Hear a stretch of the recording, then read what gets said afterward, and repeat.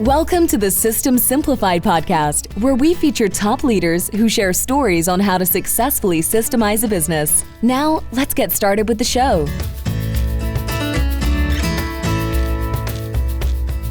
Hello, Eli Klevit here, the host of the System Simplified podcast, where I feature top founders, entrepreneurs, and thought leaders about systematizing a business. And today's episode is being brought to you by Business Success Consulting Group, where we create, document, optimize, and implement processes and procedures so businesses can grow and thrive. And today's guest is Eli Wachs. Hi, Eli. Hey, it's great to be here. Thanks for having me. Yeah, it's great to have you. And we need to give a big shout out to Natalie Nathanson, who connected us. So thank you, Natalie.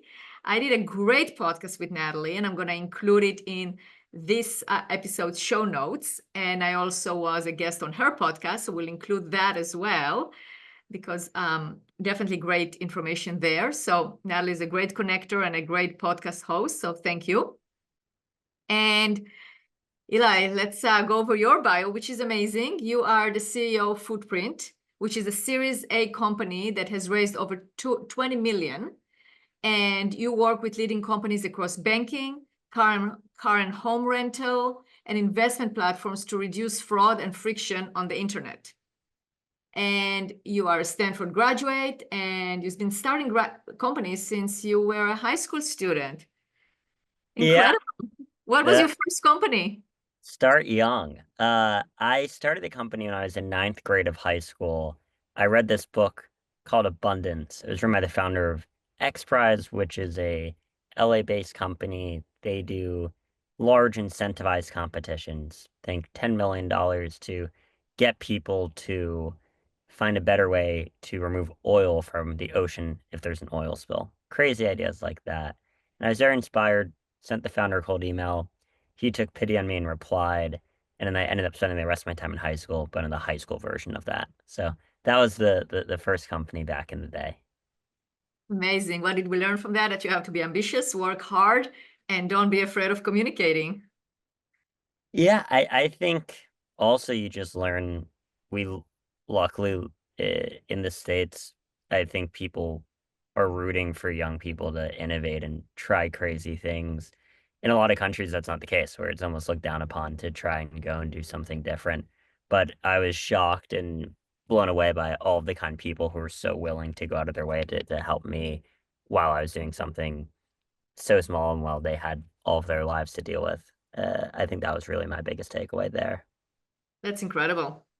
And then what happened? So you graduated high school, and then what? Went to college out in California, was lucky to attend Stanford University. And Stanford, it's in the heart of Silicon Valley, and it's not that you get there and they start teaching you how to fundraise or start companies, but I do think it attracts people who are interested in that. A couple of my roommates would go on to start companies, people who are still really close friends. But I didn't show up to Stanford with a goal of starting Footprint or starting a company. Uh, I've always been a voracious learner and a really curious person. And I was excited at the chance of being in this environment around historically a lot of innovation, but more so just getting to Stanford's a quarter system school. You get to take a lot of classes. And to me, going to school is about learning as much as possible. And I don't think that all learning has to necessarily tie to the specific thing you work on at any given moment. I think the point of learning is just to look at fact patterns and become curious and explore the world. So that was immediately what's next. I ended up starting another company my freshman year in college, but once again, not premeditated, even if it's starting to look like I'm lying when I keep saying I didn't plan any of this. All right. And then you founded Footprint. What led you to do that?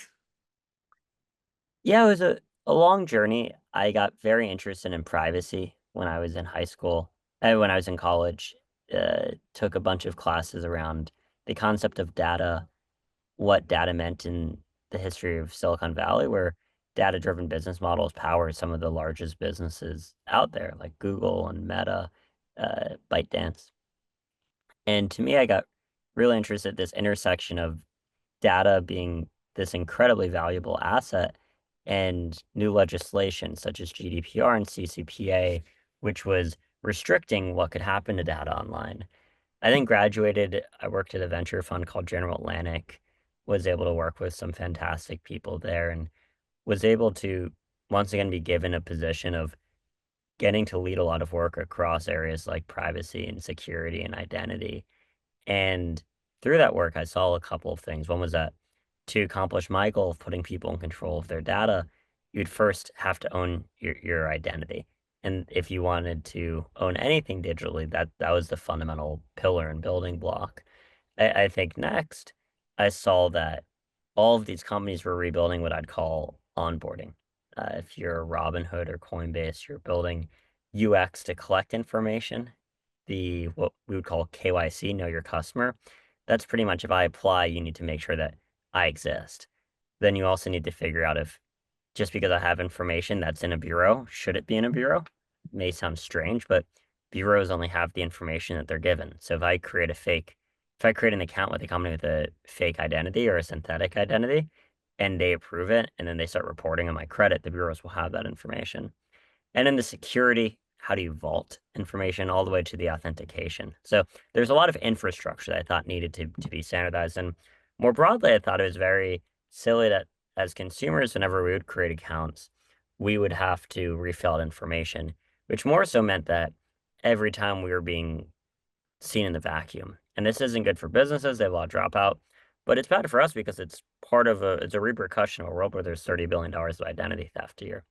And that's an internet that's not working for people. So Footprint, we wanted to make a better way, a single SDK for onboarding, but our goal was to make the internet a place that worked better for people and it reduced friction and more so reduce fraud. Good. So what's the idea behind it? What are the solutions that you provide? Footprint, we offer our customers a single suite for onboarding. What that means is we give them the UX to collect information, we verify it, and then we make it what we would call portable. What is implicit in that is today there's an infinite amount of fake identities in the world, and we'll never catch them all. But there's a finite amount of real people. The idea with Footprint is that the moment to second Eli appears, we know one of us has to be lying.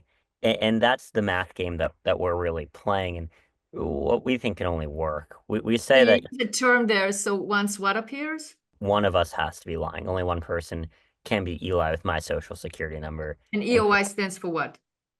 One more time? EOI stands for? Eli, my name. Oh, okay. Eli. Okay. I didn't understand that. Okay, great. Yeah. But there That's can be many Elis. yes, but there can only be one with my social security number Right. and date of birth and address. Right. And that's the idea behind Footprint. We live on the front end. So we're not just a backend tool where companies feed us data via API and then we run something. I say you can't really catch fraud with a backend API. If you walk into a bank to open an account, you're going to talk to a teller. You're not going to put all of your information in a burlap bag when they're blindfolded and they go and review it in the back room. They're going to look at you because they want to see, is this something who we can probably trust? And we think it should be the same online where it's really tough to make a decision where you're just being fed information via kind of API. Right. Okay. So that way it provides that help and protection for companies. How does it help the consumer? Yeah, it may sound strange, but consumers are impacted every day by people opening accounts in their name they don't know about. So each year there's probably $30 billion of identity theft in the United States online. And that means that somebody went and took my identity, which they got from a breach. Just this year alone, there have been over 500 million identities breached in the US. And you may say there are 300 million people in the United States. On average, all of our identities have been breached more than once. That's how bad cybersecurity is. So what will happen is somebody will go and they'll take my identity and they'll open an account and they'll rack up a large credit or limit and they won't pay it. So that will then impact one, I may get then sought after to pay this or it'll hurt my credit. There are also people who are going to do other things in my name. So we're impacted by companies not being good at actually identifying if the person who they say there is opening an account. For sure. So it protects both the consumers and the companies. Exactly. Good. What are some lessons that you learned by opening? I mean, you work in different companies, you founded one. What are some of the lessons that you learned that if you can go back and you had that knowledge, things would have gone better? Yeah, it's easy to, and I would have done a lot differently. There's definitely a lot that I've learned along the way. I do think that some lessons or things that people told you and you said, no, that won't happen to me. And then you had to go and make the mistake yourself to really learn about it. Like I, what? Give me an example. Yeah, I think earlier on in the company you learned that with hiring, with it's very easy to, I think at the beginning say, I'm just gonna hire a great person and we'll figure out a role. And I don't think that works at early stage companies. I don't think you can hire somebody unless you have a really specific role that they're going to do because it's just tough to have a generalist there. I think I learned a lot with enterprise sales where it's really easy as a young founder to be speaking to a big company and be like, wow, this deal is going to happen. It's going to be amazing.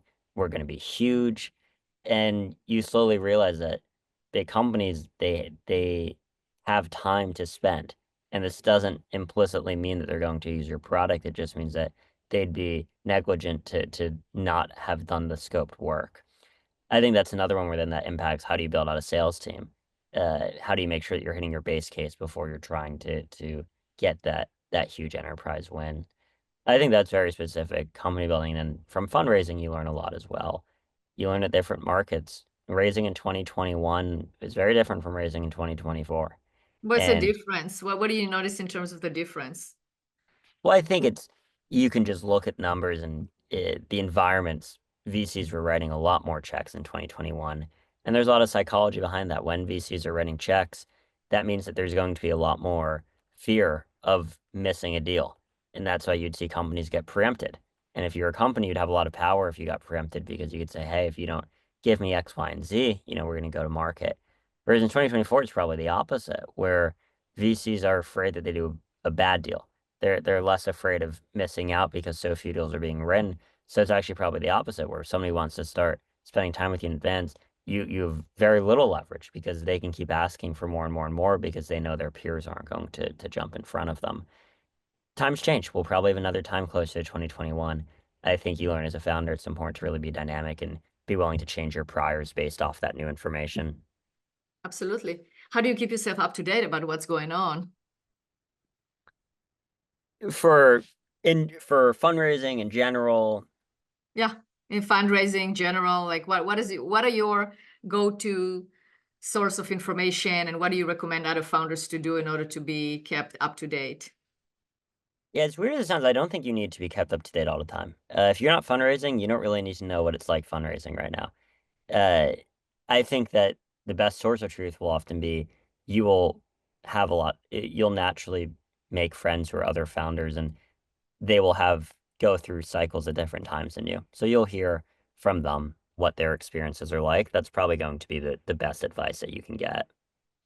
That's true, but sometimes I find that people, and it's true, it's the viewpoint, but sometimes somebody can go through a bad period or they will have their own thinking and then you can have somebody that thinks differently. Like, for instance, there was a founder one time told me like that he refuses to participate in any recession, right? And he moves forward and does what he needs to do. Like you said, it's better sometimes not to hear about it, but just do, and then you accomplish things. So how do you balance what you hear, what you see, and what your intuition and also purpose is? How do you balance all of that together? I think there are very few things at any given time that you should be spending all of your time on. And that's what I'm saying. It's not that you should be neglectful of what it's like to fundraise if you're not fundraising, that that's just not important to you in that moment. You don't need to, you can't do much with that information and it's kind of a waste of your mental RAM. So I think it's really about what are the two or three things that are really important to me right now and then learn by doing, learn by asking. Uh, Oftentimes things are bespoke, but there are patterns that you can start to see. And it's important for you to really know those two or three things because you want to feel in control. You want to feel confident. If you feel that there are a lot of things out of your control that you're not operating at in the moment, you may feel like you're spiraling and you may feel like you're not uh you're not operating at the level that you can. But when you start operating from a moment of strength, that's really by focusing on those couple of things because it was you zeroed in on those. Absolutely. Agreed. What do you enjoy most about being a founder of a company? I'm really passionate about what our goal is. We want to build tools that will help people. A big focus that we have this quarter is all about something that we call interventions, which is about preventing scams. People lost close to $1 billion from sending money on Zelle to the wrong person in the last 7 years. That's not how the internet should work. So I really do love that, and I think above that, I feel so lucky to work with such smart people every day. And I think very smart, high achieving people are attracted to startups because it's a lot of work and it's a lot of creative work, but there's very high payoff and you have a ton of agency. So that's something that makes me feel very lucky every day. Absolutely. What is your secret to hiring good people? Don't overthink it. Uh, I think I'd say we're not in the as a startup, we're not in the business of looking for diamonds in the rough. And what I mean by that is if somebody went to a really good school and worked at Stripe and led very relevant things at Stripe, and people who you know who worked at Stripe say they're really good, they're probably very good. And normally within a week, you see that. Very rarely do you see somebody 6 months in surprise you to the positive or negative. Reference checks are really important. Make sure that some of them are not who the person introduced you to. But we've found that all of our best hires have been referrals and not from recruiters. Referrals from current employees, referrals from people you know. Combination for engineering. Yeah.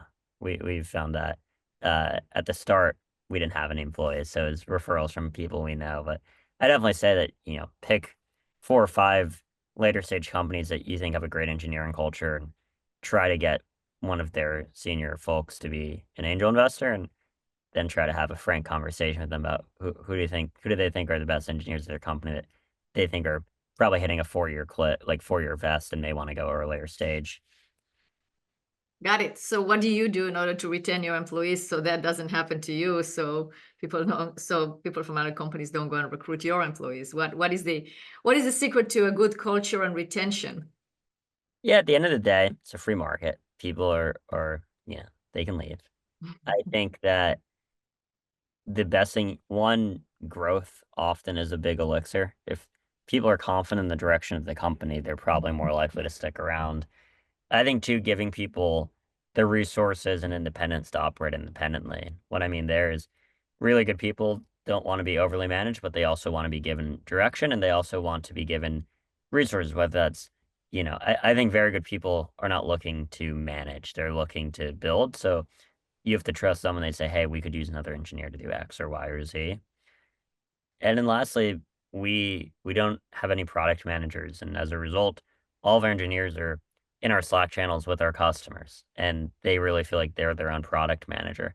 So I think it is a very nice cycle where people are really seeing the full cycle of product development from sales, discovery to internal development to workshopping with customers to release, and they're getting to see that impact with the customers. Makes sense. Makes sense. What do you think is the role of processes and systems in growing a business? We try to not be overly systematized, but I do think that it's very important as you mature as a company to have in place uh, some processes because at the end of the day, there's no award for uh, least bureaucratic company. And at the end of the day, there's a reason why most companies, as they grow, introduce processes. Now, you have to have a balance because Right. most of the time when you hear really smart people, why are they leaving larger companies? It's because they miss the earlier days when there were less process. And that's something you'll pretty much hear 100% of the time. So you definitely don't want to overdo it. But I think finding a routine and cadence, whether it's one-on-ones to check in with people, whether it's the proper cadence of feedback, it's important to set those up just to give everybody a semblance of maturity. And as a result, everybody a semblance that, this is a professional organization. And, we're a startup, we're competing with much larger companies and we expect to beat much larger companies. Right. So how do you find that balance? When do you know that this is the time for a startup to have more processes? And how do you find that balance of not losing that startup feel or culture and also the ownership? I mean, even when you own, like what you described in terms of like your engineers are the product owners, so the product managers, still there is a process there. I mean, they have to follow some kind of a process, whether it's written or not. But at what point do you feel you have to put in more systems to be able to continue to scale? I think it's when you think people are not operating 100% because they're missing some type of context or because something's taking longer. Product's a good example where a lot of big companies will have, if you want to do a product, you need a formal review, you need to write a memo, etc.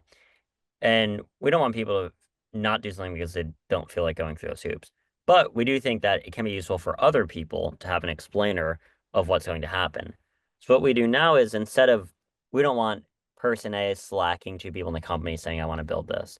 So now if you're going to build a product that's going to involve multiple people, we make a Slack channel with the name of that product. And then you write at the beginning what the scope is. And that way, when anybody at the company gets brought into it, they can scroll up and they can see the entire history and context of that. We've done the same thing now in sales, where for every big prospect, we have a Slack channel titled that prospect. And that way, as engineers are brought in, they can also see the history without having to go to HubSpot of, okay, this is what this company wants. And this is the product that would unlock them the most. So if you go to, we're talking to one company right now, they're really interested in one product. If you go to that Slack channel, you're only going to see discussion about that product. Whereas there's another company, they're interested in a different thing on a roadmap, and you're only going to see that. So I would maybe kind of, in my mind, process is organization. And to me, organization is required when people are not being as productive as they can be because they don't have the context they need. And I think you especially see that if you have remote teams. That's right. Is your team remote? Our engineering team's remote, our sales team's in person. Why did you decide that? What made you decide who to keep remote and who to have in person? I think it's about timing. We started the company in 2022. People were working remotely. My co-founder and I live in different cities, and for engineering, we thought that we wanted to hire the best people, and we were very agnostic where they were. When we started building out the sales team, it was 2024. Times have changed a bit, and I was very passionate about building the sales team in person in New York. So I think it was in a weird way, I would say that both were decisions made, and then that perspective was carried through. Eng continues to be remote, sales continues to be in person, but Eng really is like a 2022 build out. Sales was a 2024 build out in my mind. Right. So what is your observation between remote? Because I know that's a big discussion, is it remote? Is it in person? Is it hybrid? How do you see the difference in work? But it's also different departments, and I do understand that. But do you think it really helps the sales to be in person? I think it does. In what way? I think that for context of ramping people up, and I think we've even reflected that for engineering going forward, we would want somebody who's in a city where at least one other person is. I think that at the end of the day, you can't teach 3 years of history context. So at the beginning, I think remote was okay because we were all gaining that context together. I think now there's way more questions that you may want to ask when you join. And I think having somebody there. With that said, we love our remote team. We would not be where we are if we weren't remote. That's why I'm really not a zealot either way. We were able to put together such an incredible group of people, and they live in a lot of different places. And I'm okay with that. I think for sales, it then became more where sales is more concentrated to begin with. Most people there's less remote sales. So I think that was easier to build out in person. Okay. So they all go to the office in New York, all the salespeople. Yep, 5 days a week in Soho. Nice. Okay, so that's the combination. Now, when you're gonna hire employees in the future, is it gonna be remote or is it gonna be in person? Yeah, so sales, any business hires will continue to be in New York, and engineering will continue to be, we want to hire the best people wherever they are. We would like you to be in at least a city where somebody else from our team is. So you have some more options. Absolutely. Okay, good. Well, Eli, if people want to get a hold of you, if they want to connect with you, how should they connect with you? Yeah, feel free to follow me on LinkedIn or Twitter. Just my name, Eli Wachs. Feel free to follow our page at Footprint as well, and would love to connect with anybody interested in identity, building companies, and everything in between. Great. Well, thank you so much for being a guest on this podcast. Thank you for having me. This was a ton of fun. Absolutely.